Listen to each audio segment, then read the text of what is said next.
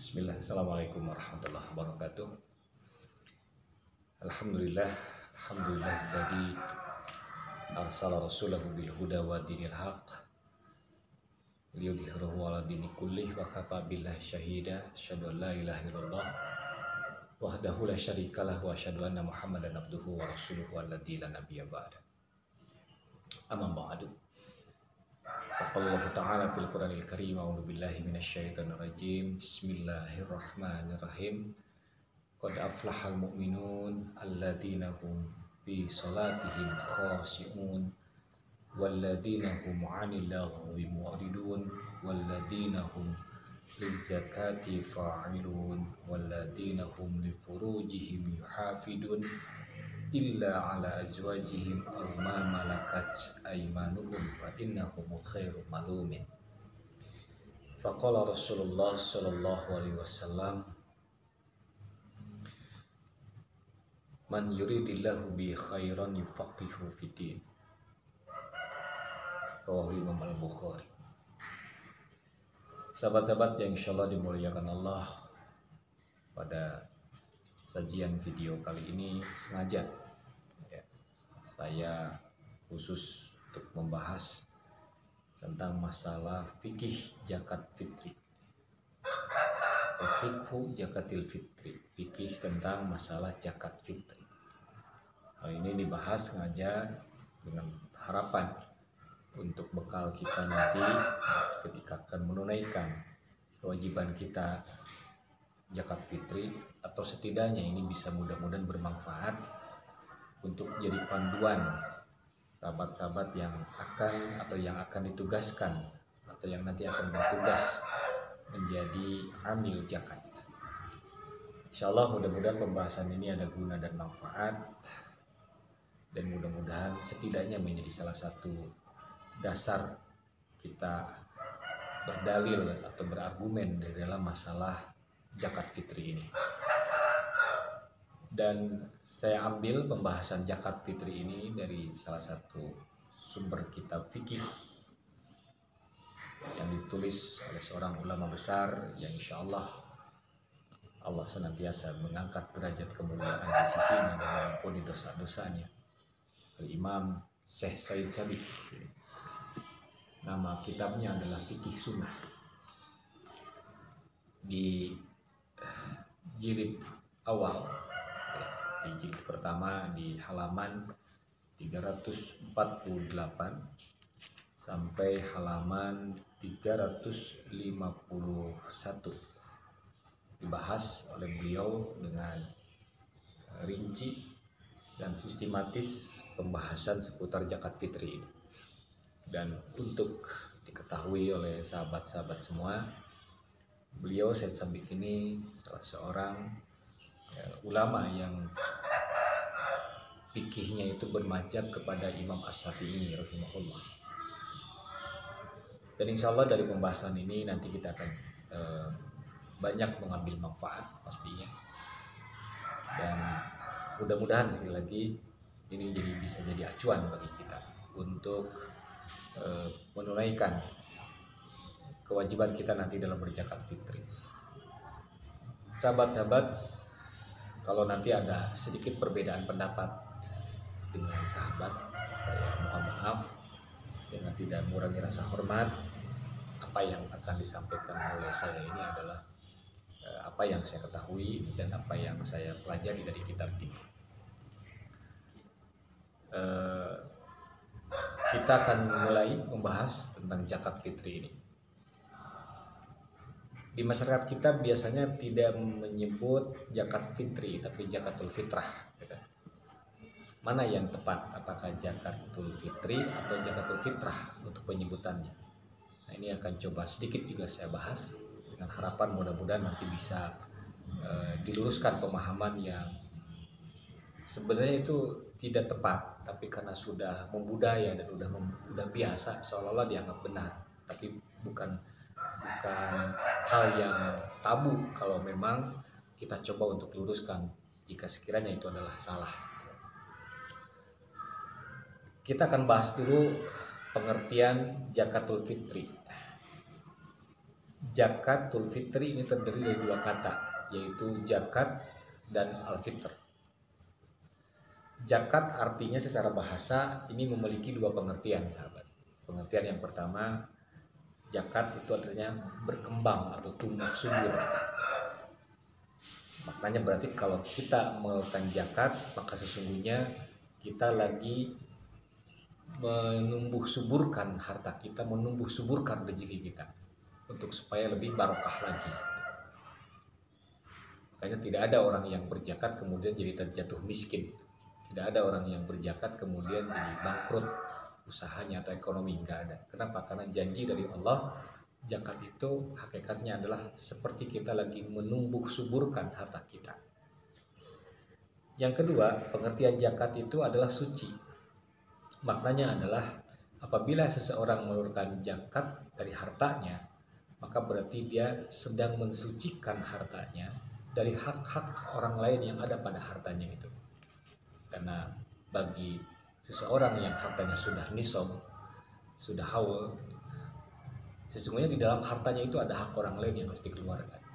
Nah, apabila sudah nisab dan haul atau persyaratan zakat sudah ada tapi hartanya tidak dijakati, itu sama saja berarti sesungguhnya dia memakan hak orang lain atau mengambil hak orang lain, dan itu adalah perbuatan dosa pastinya.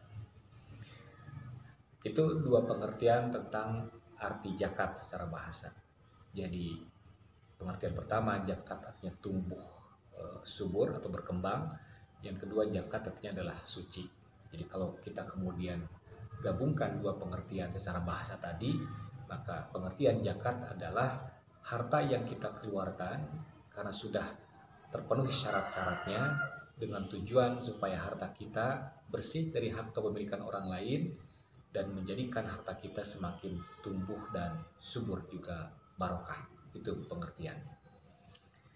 Kemudian apa itu fitri? Fitri artinya adalah dari kata fatoro yang maknanya adalah berbuka. Makanya kita suka menyebut iftar. Apa iftar itu? Iftar adalah makanan ketika dimakan di saat berbuka saum. Iftar. Nah, jadi kalau kemudian kita menyebutkan Idul Fitri, Id artinya kembali, Fitri artinya berbuka. Kenapa hari raya tanggal 1 Syawal disebut Idul Fitri? Karena pada saat tanggal 1 Syawal itu kita kembali boleh makan dan minum di siang hari atau berbuka di siang hari. Yang sebelumnya selama Ramadan makan dan minum itu tidak boleh kan. Nah, makanya disebut kenapa Idul Fitri. Maka karena hari rayanya adalah Idul Fitri, harta yang kita keluarkan zakatnya sebelum datangnya Idul Fitri, maka selayaknya disebut dengan zakat fitri, bukan zakat fitrah gitu. Karena arti fitri itu adalah berbuka. Jadi zakat fitri artinya zakat yang dikeluarkan karena besoknya kita akan berbuka lagi di siang hari. Setelah sebulan lamanya selama Ramadan di siang hari kita tidak boleh makan dan minum begitu. Nah, lantas apa arti fitrah yang berkembang di masyarakat yang kemudian menyebutkan zakat fitrah gitu. Fitrah artinya suci. Fitrah itu artinya suci. Nah, apakah salah jika menggunakan kata zakatul fitrah atau zakat fitrah? Saya tidak berani mengatakan itu salah. Tetapi kalau kembali kepada konteks kenapa ada syariat zakat fitri itu sendiri, maka penyebutan istilah yang tepat adalah zakatul fitri, bukan zakat fitrah. Bukan zakat fitrah tapi zakat fitri, zakatul fitri. Dan ini didukung dengan hadis langsung dari Rasulullah SAW ketika menyebutkan harta yang dikeluarkan pada saat sebelum kita sholat id itu disebut dengan zakat fitri. Itu sabda Rasulullah SAW sendiri. Rasul tidak menyebutkan zakat fitrah tapi zakat fitri. Ini sekedar untuk istilahnya untuk ya mungkin kalau bahasa saya maaf kalau kurang tepat, untuk meluruskan pemahaman yang selama ini berkembang di masyarakat. Gitu. Mudah-mudahan ini ada manfaatnya sedikit pembahasan. Jadi itu, jadi zakatul fitri adalah zakat yang dikeluarkan dengan ukuran tertentu di waktu yang tertentu karena besoknya kita akan melaksanakan Idul Fitri. Begitu. Kemudian dalam kitab fikih sunnah ini dikatakan zakatul fitri ay zakatul lati tujibu fil fitri min Ramadan. Zakat fitri adalah zakat yang diwajibkan. Yang diwajibkan dengan zakat itu berbuka setelah kita bulan Ramadan, setelah kita saum di bulan Ramadan. Kemudian wahiyya wajibatun ala kulli fardin minal muslimin. Nah, Said Sabiq kemudian melanjutkan bahwa zakat fitri ini hukumnya adalah wajib bagi setiap muslim. Gitu. Wajib yang sifatnya fardu ain, kewajiban setiap muslim. Jadi tidak boleh mengatakan zakat fitri ini sunnah, tidak. Tapi zakat fitri ini adalah hukumnya wajib bagi setiap muslim. Sogirin au kabirin, baik muslim itu masih kecil ataupun sudah dewasa. Zakar au unsa, baik laki-laki ataupun perempuan. Baik itu harun au abdun, baik itu adalah orang merdeka ataupun orang atau hamba sahaya. Ini kenapa Said Sabiq mengatakan dan para ulama sepakat mengatakan zakat fitri ini hukumnya adalah wajib. Ini dilandasi oleh hadis riwayat Imam Bukhari dan juga Imam Muslim dari Umar radhiyallahu anhu. Qala, Umar berkata, farada Rasulullah SAW zakat al-fitri. Rasulullah SAW telah mempardukan zakat fitri min Ramadana, di bulan Ramadan, so'an min tamrin, satu sok, ini disebutkan ukurannya langsung, satu sok kurma, atau so'an min sa'irin, atau satu sok dari gandum, ala abdi, kepada hamba sahaya diwajibkan itu, al hurri, kepada orang merdeka, wal zakari, laki-laki, wal unsa, dan perempuan, wasogiri, anak kecil, wal kabir, dan orang tua, minal muslimin, yang muslim. Jadi sangat jelas di sini hukum zakat fitri ini adalah wajib. Wajib sifatnya individual, wajib ain, yang kemudian dijelaskan juga siapa-siapa saja yang wajib ini dirinci di sini, yaitu laki-laki, perempuan, anak kecil, orang tua, hamba sahaya, orang merdeka, sama punya kewajiban untuk menunaikan zakat fitri. Cuman kalau kemudian nanti misalkan anak kecil kan belum mampu nih untuk bekerja, belum mampu mendapatkan rezeki dengan tenaganya karena masih kecil, terus orang tuanya yang membayarkan zakatnya, nah itu memang karena anak itu masih kecil, masih jadi tanggungan orang tua, maka kewajiban kewajiban syariat zakat fitri seorang anak itu menjadi tanggung jawab orang tuanya, begitu. Bagaimana dengan seorang istri yang dia bekerja, mampu mendapatkan nafkah sendiri, apakah juga jadi tanggungan untuk suaminya? Nah, sebenarnya kewajiban ini adalah kewajiban suami, dan istri itu ditanggung oleh suami. Jadi kewajiban mengeluarkan zakat adalah kewajiban dari suaminya. Tapi kalau kemudian istrinya ingin mengeluarkan dari harta miliknya sendiri, yaitu adalah sebuah kebaikan tersendiri bagi istri tersebut.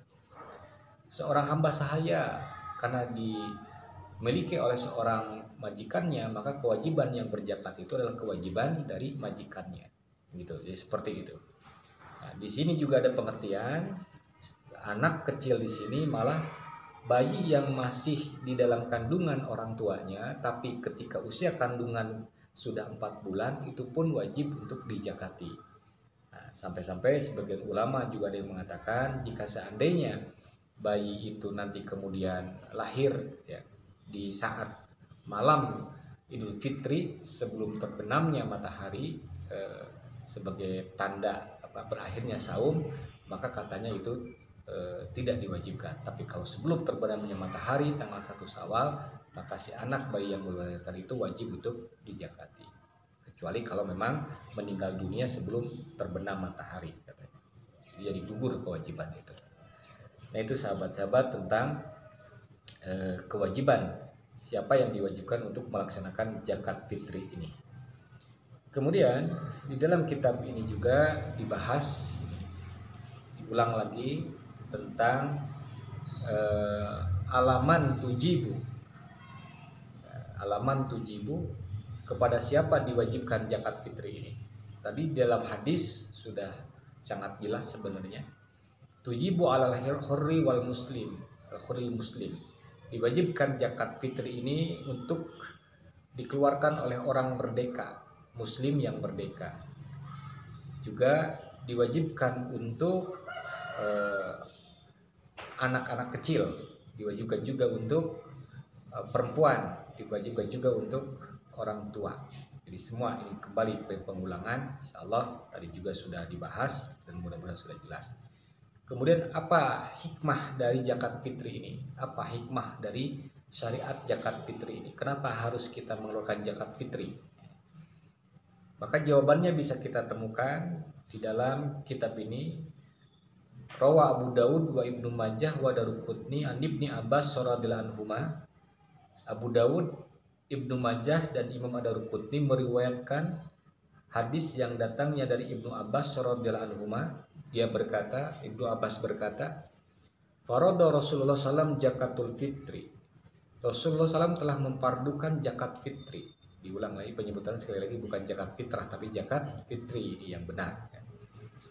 Rasulullah SAW telah memfardukan zakat fitri tukhratal lisaimi. Nah, kemudian Rasul menyebutkan hikmah diwajibkan zakat fitri bagi yang saum ini. Tukhratal lisaim, membersihkan orang yang saum. Jadi fungsi atau manfaat zakat fitri ini untuk membersihkan orang yang saum. Maksud membersihkan itu apa? Ya, membersihkan dari hal-hal yang ketika saumnya sesungguhnya itu bisa mengurangi kadar pahala saum orang itu. Nah, supaya kadar pahala saum orang itu tidak berkurang, maka diperintahkanlah zakat fitri baginya gitu. Jadi untuk menutup ya, fungsi zakat fitri ini untuk menutupi kekurangan-kekurangan di saat seseorang melaksanakan ibadah saum itu. Apa saja yang bisa membuat kekurangan kesempurnaan ibadah saum seseorang yang nanti berpengaruh pada berkurangnya pahala yang bakal didapat, yaitu minal lagwi.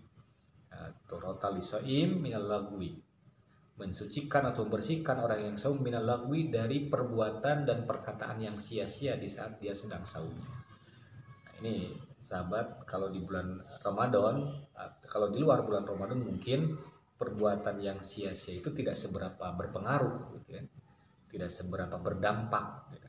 Ucapan yang sia-sia itu kalau di luar bulan Ramadan mungkin tidak terlalu berpengaruh, tidak terlalu berdampak dosa gitu.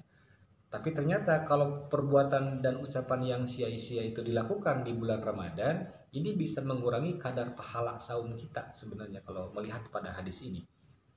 Nah, dan kita tidak bisa lepas dari perbuatan dan perkataan yang sia-sia ini. Makanya ada fungsi zakat fitri. Jadi zakat fitri ini untuk itu, untuk menghapus, untuk membersihkan. Ketika di saat kita sedang saum bisa saja ada kata-kata kita yang tidak bermanfaat, ada perbuatan-perbuatan kita yang tidak bermanfaat, maka bisa saja kalau tidak zakat fitri itu akan mengurangi kadar pahala kita. Nah, supaya pahala yang tidak berkurang karena perbuatan yang sia-sia itu dan ucapan yang sia-sia itu, maka tunaikan zakat fitri. Ini fungsi zakat fitri yang pertama, sebagai pembersih dari perbuatan dan perkataan yang sia-sia di saat kita sedang saum Ramadan. Yang kedua, zakat fitri ini berfungsi untuk membersihkan kita dari rofas. Apa itu rofas? Bisa saja ketika kita sedang saum Ramadan, ada kata-kata kita yang menyinggung perasaan orang lain, ada ucap kita yang menyakiti hati orang lain, ada lisan kita yang terucap dan menghina orang lain, perkataan kotor, perkataan jorok yang bisa mengundang syahwat, yang bisa memancing orang lain jadi emosi dengan kata-kata kita. Itu rofas namanya. Nah, perbuatan atau perkataan rofas ini bisa mengurangi kadar pahala saum kita.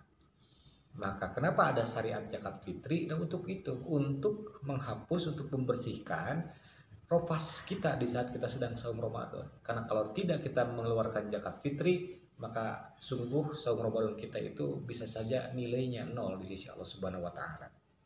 Karena maaf, kadang saya pribadi sering ya tidak sadar itu menghina orang gitu kan, membicarakan keburukan orang, kemudian menggunjing orang. Naudzubillah min dzalik. Nah, ini fungsi zakat fitri yang kedua, sahabat, untuk membersihkan dari perkataan-perkataan yang tidak benar. Kemudian dalam hadis ini pun Rasulullah SAW menyebutkan wa tu'matal lil masakin. Nah, ini yang harus dipahami oleh kita sahabat. Wa tu'matal lil masakin. Zakat fitri ini bentuknya adalah tu'mah. Tu'mah itu apa? To'am. To'am itu apa? Makanan pokok gitu. Makanan pokok. Kalau dalam hadis tadi, dalam riwayat dari Imam Bukhari dan Muslim, itu di zaman Rasul, karena Rasul adalah orang Arab, maka makanan pokok orang Arab adalah kurma dan gandum, maka yang dikeluarkan zakat fitrinya adalah dalam bentuk kurma dan gandum gitu. Jadi so'an min tamrin atau so'an min sa'ir. Rasulullah zakat fitrinya itu dengan satu sok kurma atau satu sok sa'ir, gandum sa'ir ini. Nah, kenapa kok kurma dan gandum? Ya karena makanan pokok Rasulullah dan para sahabatnya, terutama umumnya orang-orang Arab, adalah kurma dan gandum. Tinggal kita kiaskan. Makanan pokok kita apa? Makanan pokok kita kan adalah makanannya nasi. Nasi berasal dari beras. Jadi apa yang harus kita keluarkan untuk zakat fitri? Ya berarti tu'mah kita, makanan pokok kita adalah beras gitu. Makanan pokoknya adalah beras. Jadi kalau kita melihat kepada hadis ini, redaksi hadis ini secara tekstual, Rasul menjelaskan bentuk zakat fitri itu harus bentuknya berupa makanan pokok, gitu. Yaitu beras, sumber makanan pokok yaitu beras. Gitu. Nah, apakah di zaman Rasul tidak ada alat tukar uang seperti dinar? Sudah ada kan? Tapi kenapa Rasul tidak pakai uang gitu, dengan alat tukar tadi? Dengan alat tukar yaitu dinar atau dirham. Kok kenapa dengan sa'ir atau dengan tamrin, dengan gandum atau dengan kurma? Nah, ini menjadi panduan juga bagi kita sahabat-sahabat di saat kita mengeluarkan zakat fitri. Ya, pertama ingat zakat fitri itu untuk membersihkan diri kita di saat kita tahu banyak perbuatan yang tidak berfaedah dan ada ucapan kita yang hina, itu sebenarnya bisa mengurangi pahala kita. Maka karena kita sadar banyak sekali kekurangan, maka sebenarnya zakat fitri itu kita yang harus mengeluarkan. Jangan ingin ditagih oleh panitia gitu. Kita yang harus datang ke panitia untuk nitip. Kenapa? Karena kita yang butuh. Kan tujuannya untuk membersihkan diri kita. Kita yang butuh, maka kita yang harus datang. Jangan nunggu ingin dijemput oleh panitia penerimaan zakat. Lagi terkadang suka ada keanehan-keanehan. Ada orang yang datang ke panitia, tolong nanti jam 10 ya ke rumah, ditunggu. Udah datang panitia ke rumah, ternyata kitanya lagi istirahat. Bilang ke orang yang di rumah, tolong kalau saya lagi istirahat jangan diganggu, nanti aja datangnya sore. Udah datang sore, ternyata kitanya lagi di luar rumah. Kasihan kan panitia. Udah makanya seperti itu. Dan yang harus kita ingat pasti tadi, zakat fitri ini untuk diri kita fungsinya, yaitu apa? Membersihkan kita dari kekurangan-kekurangan dalam melaksanakan saum Ramadan. Maka kita yang harus tahu diri, kita yang harus sadar. Jangan ingin dijemput panitia, jangan ingin ditagih. Datang aja langsung atau kita serahkan langsung. Itu lebih baik. Dan kedua, harus dalam bentuk makanan. Nah, tapi gimana kalau dalam bentuk uang? Bolehkah dalam hal ini kita mengeluarkan zakat fitri dalam bentuk uang? Pembahasannya begini. Kalau kita menyerahkan dalam bentuk, kalau kita menyerahkan langsung kepada orang miskin, maka bentuknya harus langsung makanan pokok. Tapi kalau kita menyerahkan zakat fitri itu melalui perantaraan amilin, maka boleh kita untuk menitipkan zakat fitri kita dalam bentuk uang. Tapi nantinya si amilin ini harus bertugas menyerahkan zakat fitri titipan kita itu dalam bentuk makanan pokok kepada yang berhak menerimanya. Inilah fungsi amil. Karena amil itu tugasnya adalah bekerja. Bekerja itu apa? Artinya mengelola sampai mendistribusikan zakat kepada yang berhak menerimanya. Jadi amil itu tidak hanya kerjanya cuma duduk mencatat secara administrasi, kemudian nyuruh orang lain yang berhak menerima zakat untuk datang, kasih kupon seperti itu, enggak. Lebih baik amil itu bekerja, karena amil itu dia pekerja. Dari kata amalah pakai alif depannya, jadi amil artinya yang bekerja gitu. Bukan yang diam gitu. sangat jelek, malah kemudian ngakunya amil tetapi cuma diam, tapi ketika ada jatah sisa zakat dia ambil, nah itu malah jadi salah kaprah nanti fungsinya ya. Jadi amil itu tidak semudah yang disangka, yang tidak semudah yang dibayangkan. Kemudian dalam hadis ini pun dikatakan lil masakin. Nah, zakat fitri ini disebutkan di sini fungsinya diarahkan untuk lil masakin, untuk orang miskin. Untuk orang miskin zakat fitri ini. Jadi kalau kita melihat kepada spesifikasi hadis ini, maka Rasul dengan rinci menyebutkan fungsi hukum zakat fitri, fungsi atau hikmah dari zakat fitri itu apa, kemudian bentuknya apa zakat fitri itu, dan kepada siapa diserahkan zakat fitri itu. Rinci dalam hadis ini. Zakat fitri itu diserahkannya kepada siapa? Kepada golongan miskin. Dalam hadis ini tidak disebutkan golongan yang lain. Kan dalam asnaf zakat di surat Taubah itu akan disebut ada 8 golongan kan? Ada fakir, ada miskin, ada amilin, ada gorimin gitu kan. Kemudian ada amba sahaya, kemudian ada fisabilillah, ada ibnu sabil. Nah, itu kan ada 8 golongan. Tapi khusus untuk masalah zakat fitri ini, Rasul mengeluarkan pernyataannya yaitu lil masakin. Artinya ini yang diharapkan, target zakat fitri itu adalah orang miskin, tidak untuk yang lainnya. Maka oleh karena itu ini mudah-mudahan tidak ada yang merasa tersinggung dengan perkataan saya. Sesungguhnya amilin, kalau nanti ingin bekerja menjadi amilin zakat dan kemudian datang orang yang hendak menitipkan zakat fitri, maka amilin ini tidak punya hak untuk mendapat bagian dari pendistribusian zakat fitri. Jadi nggak ada, kalau yang saya pahami dari hadis ini, tidak ada hak amilin dari zakat fitri. Terus nanti amilin dapat dari apa haknya itu? Nah, amilin itu dapat hak dari titipan zakat mal atau dari infak dan sedekah yang menitipkan kepada amilin itu. Kalau dari zakat fitri harus habis didistribusikan kepada orang miskin. Itu. Kemudian apa itu pengertian miskin? Miskin ini kata para ulama definisinya adalah orang yang punya penghasilan, orang yang punya pemasukan tetapi pengeluarnya lebih besar daripada pendapatannya. Itu dikategorikan miskin. Dan pengertian tentang miskin ini sifatnya adalah relatif. Silahkan tergantung kebijaksanaan nanti pengurus masing-masing di satu tempat atau berdasarkan kebijaksanaan kita yang akan berzakatnya.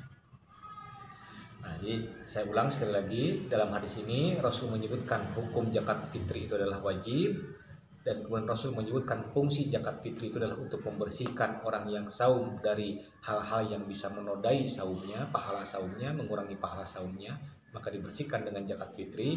Dan kemudian zakat fitri ini bentuknya harus konsumtif, harus dalam bentuk makanan pokok dan diberikannya kepada orang-orang miskin. Kemudian dalam hadis ini pun disebutkan kapan dikeluarkan zakat fitri itu. Rasul menyebutkan man adaha qabla shalah fahiya zakatul maqbulah. Barang siapa yang mengeluarkannya, barang siapa yang menunaikan zakat fitri itu sebelum sholat Id, maka itulah yang disebut zakat yang diterima. Arti zakatnya disebut zakat fitri. Wa man adaha ba'da shalah, dan barang siapa yang mengeluarkan zakat fitri itu setelah sholat Id, fahiya shadaqatun minas shadaqah, maka itu hanya disebut sedekah biasa saja. Jadi dalam hadis ini sangat jelas, seseorang mengeluarkan zakat fitri itu terikat juga oleh waktu. Kapan waktu mengeluarkan zakat fitri? Sebelum sholat Id dilaksanakan. Sebelum sholat Id dilaksanakan. Kapan sholat Id dilaksanakan itu? Ya kan tanggal 1 Syawal. Berarti boleh kita mengeluarkan zakat fitri itu kapan? Nah, kemudian para ulama merinci, seseorang sudah boleh mengeluarkan zakat fitri ketika masuk Ramadan. Dari mulai tanggal 1 Ramadan itu katanya sudah boleh mengeluarkan zakat fitri. Kemudian pendapat itu melanjutkan wajibnya zakat fitri itu dikeluarkannya itu adalah pada saat terakhir, hari terakhir mau menjelang 1 Syawal.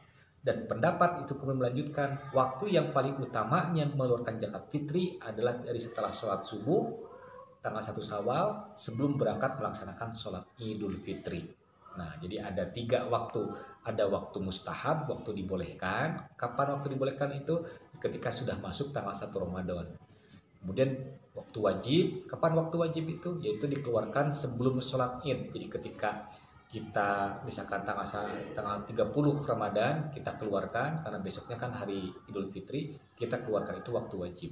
Sedangkan waktu afdolnya adalah dari setelah kita sholat subuh menuju lapangan Id kita keluarkan zakat fitrinya. Menurut hemat saya, kalau seandainya kita memang ingin memberikan zakat fitri itu langsung dari kita yang berjakatnya kepada orang miskin, langsung dari tangan kita, tidak melalui ambilin, lebih afdol dikeluarkannya ketika kita sambil berangkat menuju lapangan Id. Tapi kalau kita ingin menitipkan zakat fitri lewat amilin, maka bebas waktunya kapan saja, dan bagi amilin pun bebas mendistribusikan zakat fitrinya itu kapan saja. Karena yang diwajibkan harus terikat dengan waktu mengeluarkan itu adalah orang yang dikenai zakat, kewajiban zakatnya. Itu sahabat-sahabat. Kemudian yang terakhir, sahabat-sahabat, kadar atau ukuran zakat fitri itu berapa? Nah, di masyarakat kita berpatokan bahwa, ini asumsi masyarakat kita, berpatokan zakat fitri itu besarannya adalah 2,5 kilogram beras kan. Apakah itu sudah benar? Apakah memang 2,5 kilogram atau bagaimana? Nah, ternyata dalam hadis-hadis Rasul tadi dikatakan ukurannya itu adalah satu sok kurma atau satu sok gandum. Itu ukuran itu satu sok itu berapa kilo? Nah, sebenarnya ketika menyebutkan satu sok itu bukan berat, bukan menjelaskan berat, tapi menjelaskan takaran. Nah, antara satu sok dengan kilogram itu memiliki perbedaan yang sangat jelas. Tapi para ulama kemudian dengan sangat teliti menyebutkan, hasil analisa dan hasil penelitian mereka menyebutkan satu sok atau satu sok itu kalau dikonversi ke kilogram kita itu sebenarnya lebih mendekati 3 kilogram. Itu lebih mendekati 3 kilogram. Jadi kalau asumsi sementara kita ini zakat fitri 2,5 kilogram, menurut para ulama itu kurang tepat sebenarnya. Itu mengambil pendapat yang paling sangat sedikit kalau 2,5 kilogram itu. Nah, yang paling lebih tepat itu adalah 3 kilogram atau minimal mendekati 3 kilogram. Nah, saya menyarankan untuk sahabat-sahabat, jika kita ingin berbuat kebajikan dan ada pilihan antara pilihan yang paling minimal dengan pilihan yang lebih daripada minimal, ambil yang lebih dari minimal. Kenapa? Karena pertimbangannya begini.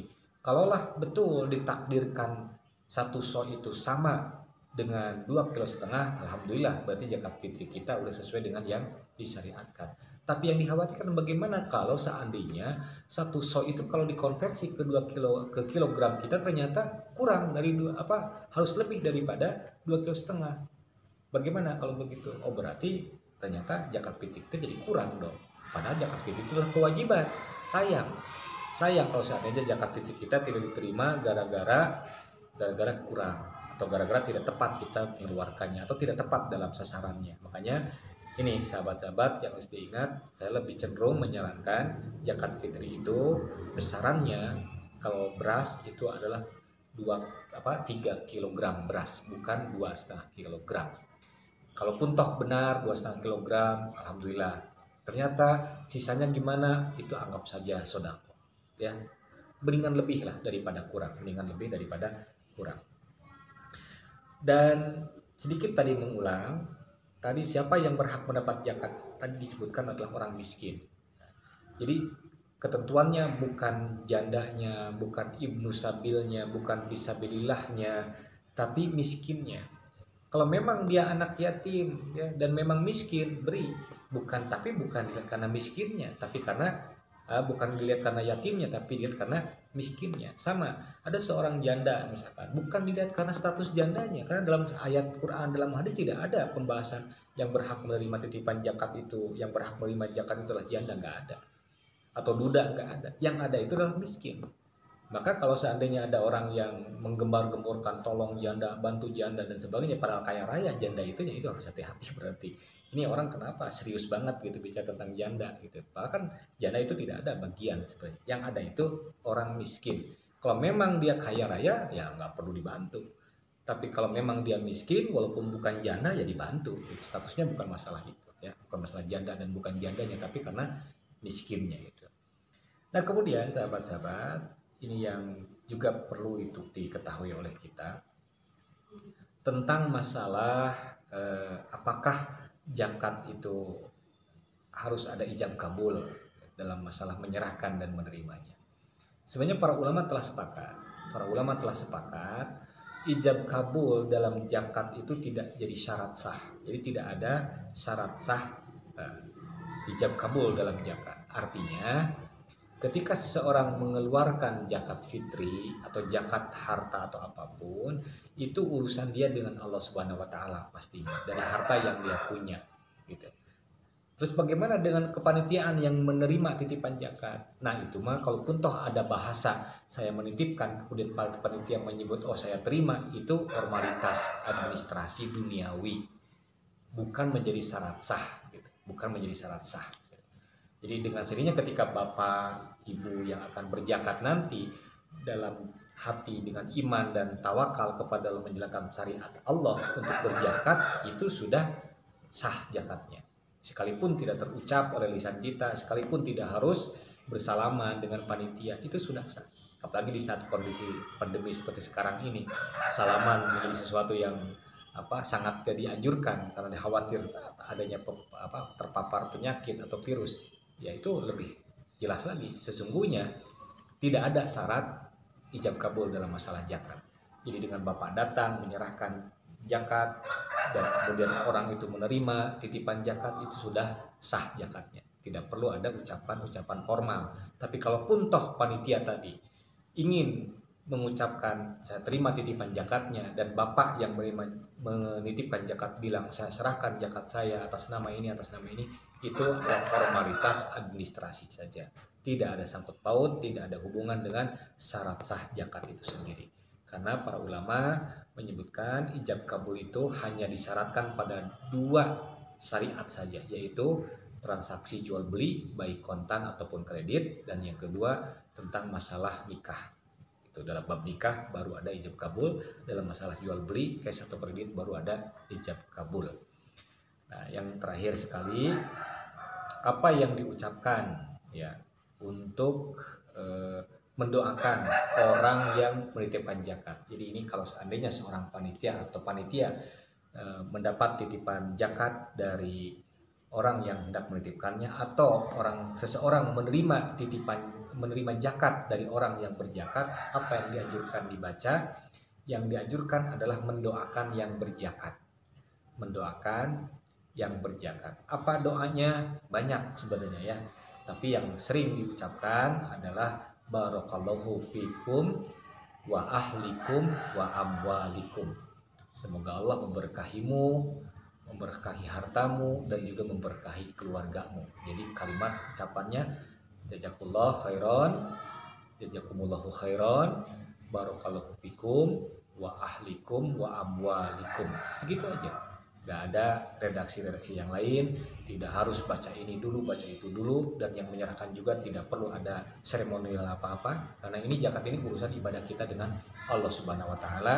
Tapi ada sesama manusia yang diuntungkan dari berzakat itu. Sebenarnya keuntungan itu pun kembali kepada yang berzakatnya sih sebenarnya ya. Itu barangkali. Nah, mudah-mudahan pemaparan tentang zakat ini ada manfaatnya dan bisa dipahami oleh semuanya. Dan maaf sekali lagi jika ada pendapat yang kurang disepakati. Namun insya Allah dalam yang disampaikan tadi saya bisa mempertanggungjawabkan, karena ini ada buku panduannya, ada kitab yang dijadikan acuan oleh saya untuk membahas masalah ini. Terima kasih.